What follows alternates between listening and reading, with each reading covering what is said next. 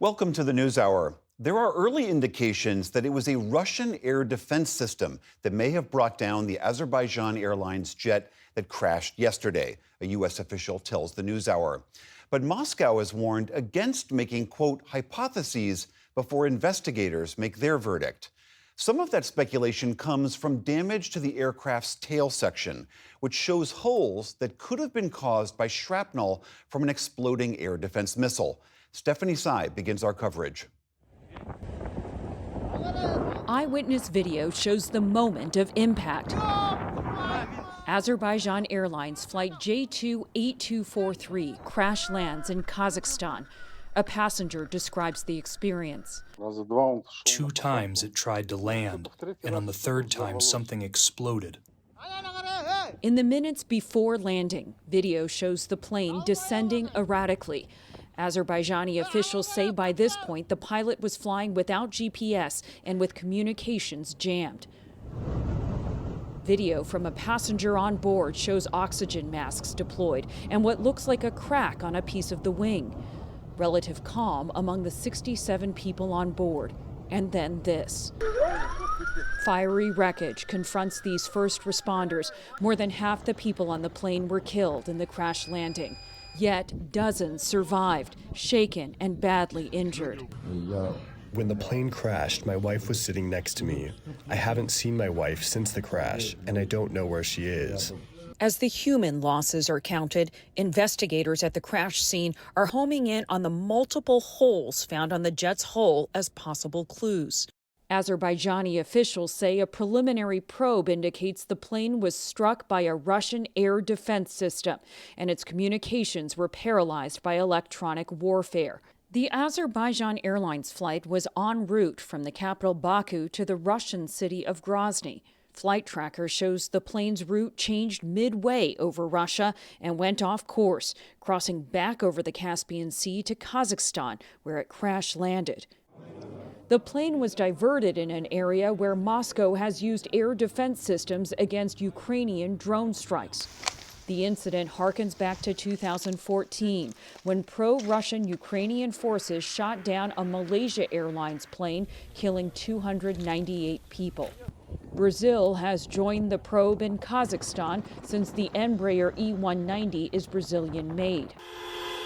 Today in Azerbaijan, traffic came to a standstill as citizens observed a day of national mourning.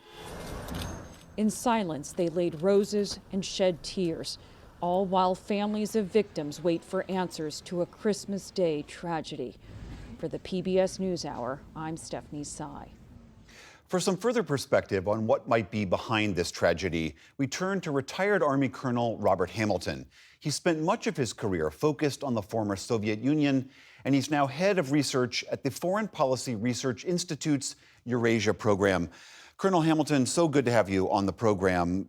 You have a great deal of expertise in how the Russian military operates. What do you make of this speculation that somehow Russia's air defense system was complicit in this crash? So first of all, thank you for the invitation. It's good to be with you, William. I think we're in a case here where this is an Occam's razor type situation where the simplest explanation is most likely to be the accurate one.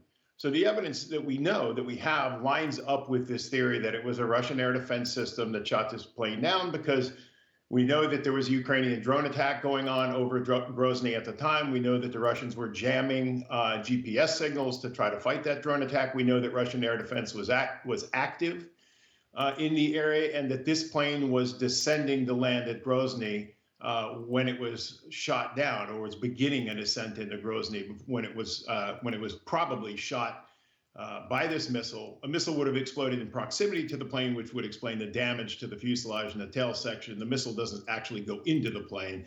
So all the evidence that we have at this point lines up with this explanation that it was very likely Russian air defenses that accidentally damaged this plane and then caused it to crash. I understand the concept of fog of war, but how is it possible that ostensibly a modern air defense system mistakes a passenger jet for what might have been drones attacking Russian positions?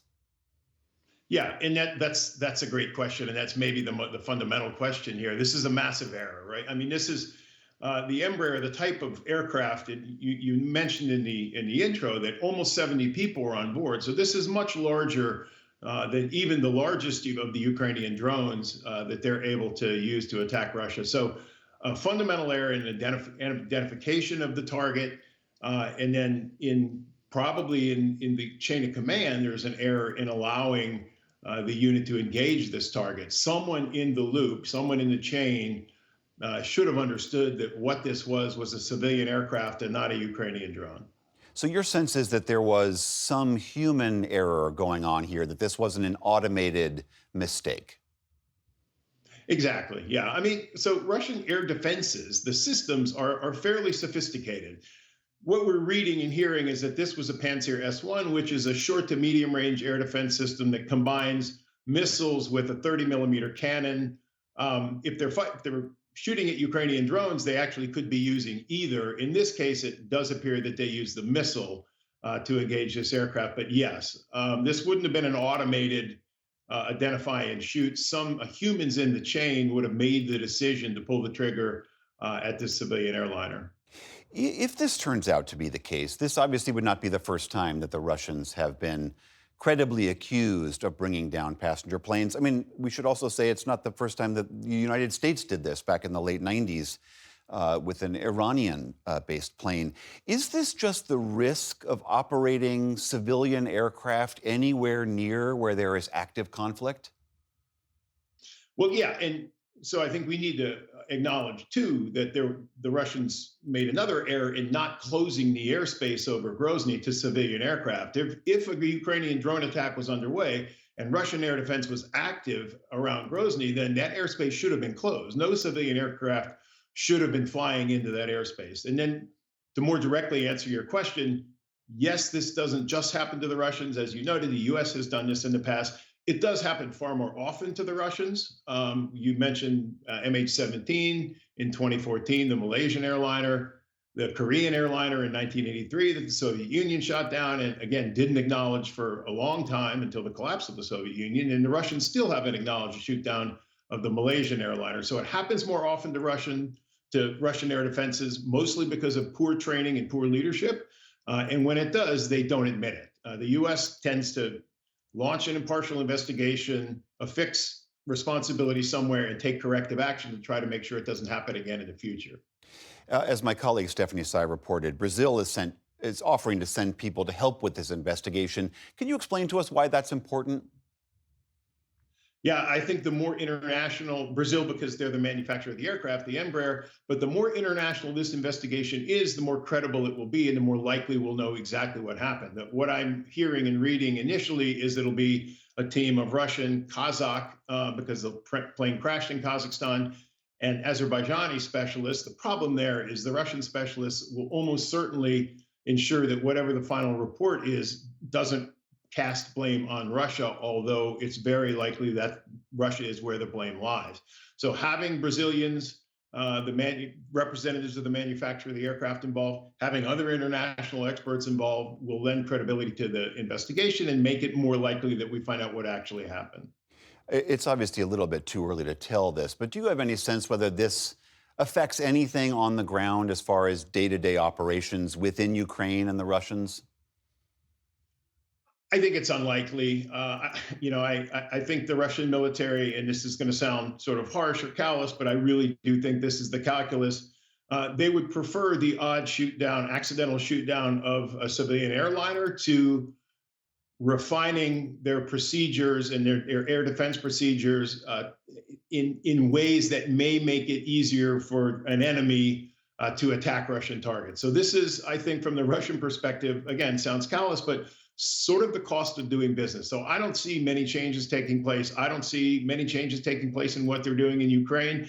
If there's a way to blame this on Ukraine, the Kremlin will try and will retaliate in some way. But I don't think it's going to have a major effect on the course of the Russian war in Ukraine, certainly. All right, that is retired Colonel Robert Hamilton of the Foreign Policy Institute. Thank you so much for being here. Thank you.